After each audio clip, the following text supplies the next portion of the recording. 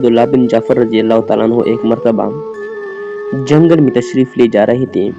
रास्ते में एक बाग पर गुजर हुआ। वहाँ एक हबशी गुलाम बाग में काम कर रहा था।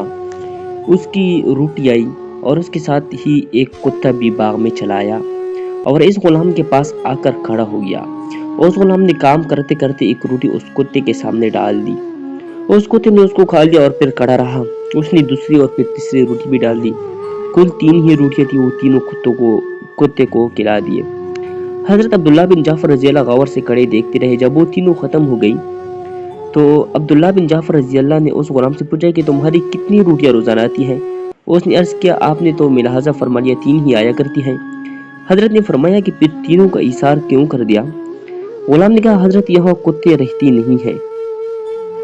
ये गरीब भूखा कहीं दूर से मुसाफर तय करके आया है, इसलिए मुझे अच्छा न लगा कि उसको वैसी ही वापस कर दूं।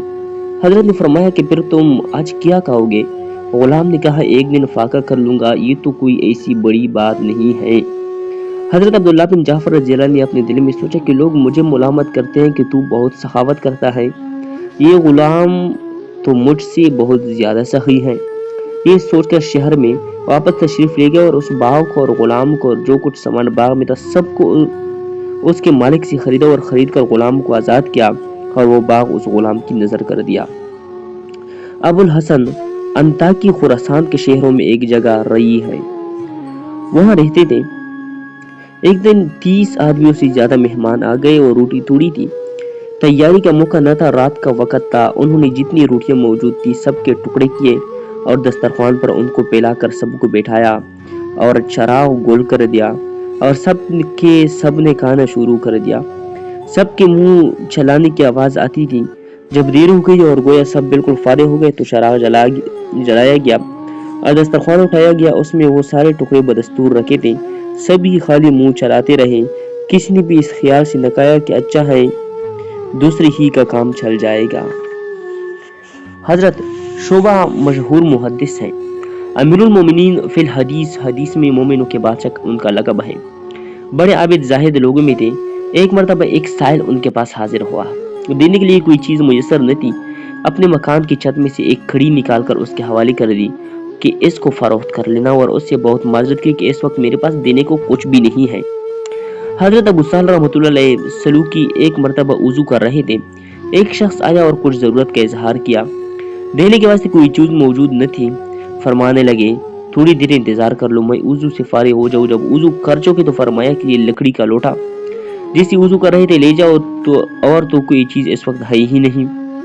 यरमूक की लड़ाई में सहाबा किराम की एक बड़ी जमात ने पानी के मौजूद होते हुए इस वजह से प्यासी जान दी कि जब उनके करीब पानी पहुंचे तो किसी दूसरे ने आह कर दी और उसने बजाय अपने पीने की दूसरी की तरफ पानी ले जाने का इशारा कर दिया। एक वाक़या इसका हिकायत सहाबा में भी लिखा हुआ है, मगर असहाबी मगाजी ने लिखा है कि हजरत इकरमा बिन अबी जहल, सुहेल बिन उमरू, सुहेल बिन अबी हारिस बिन हशाम और कबीला मुगैयरा की एक जमात ने इस तरह प्यासे दम तोड़ा कि उनके पास पानी लाया जाता था और ये दूसरे का इशारा करते थे। हजरत इकरमा के पास पानी लाया गया तो उन्होंने देखा कि हजरत सुहेल बिन उमरू पानी की तरफ देख रही है। उन्होंने फरमाया कि पहले सुहेल को पिलाओ। जब उनके पास ले गए तो उन्होंने देखा कि हजरत सहल बिन हारिस रजी अल्लाह अन्हु पानी की तरफ देख रहे हैं। उन्होंने फरमाया कि पहले सुहल को पिला दो। गरज इन सब हजरात ने प्यासी ही जान दी थी। हजरत खालिद बिन वलीद रजी अल्लाह तआला अन्हु जब उनके नाश पर से गुजरे तो फरमाने लगे कि तुम पर मेरी जान कुर्बान हो जाए, तुमसे इस वक्त भी ईसार न छूटा।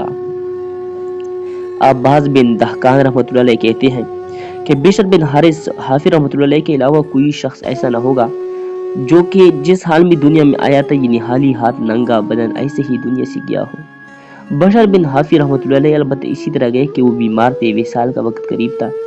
एक साइल आ गया और अपनी हाल जाहिर किया, जो कि था बदन पर था वो निकाल कर उसको बख्श दिया और तो खुद थोड़ी देर के लिए दूसरे से कुर्ता मुस्तियार मांगा और उसी में विसाल फरमाया।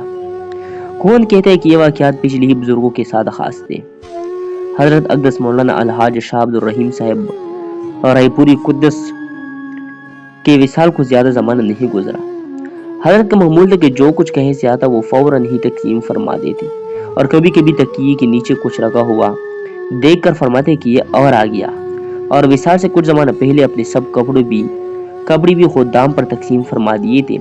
اور اپنے مخلص خادم خلیفہ خاص حضرت مولانا الحاج شاہ عبد القادر صاحب سے ارشاد فرمایا کہ بس اب زندگی کے جتنے دن باقی ہیں تم سے کپڑے مستعار لے کر پہندیاں کریں گے۔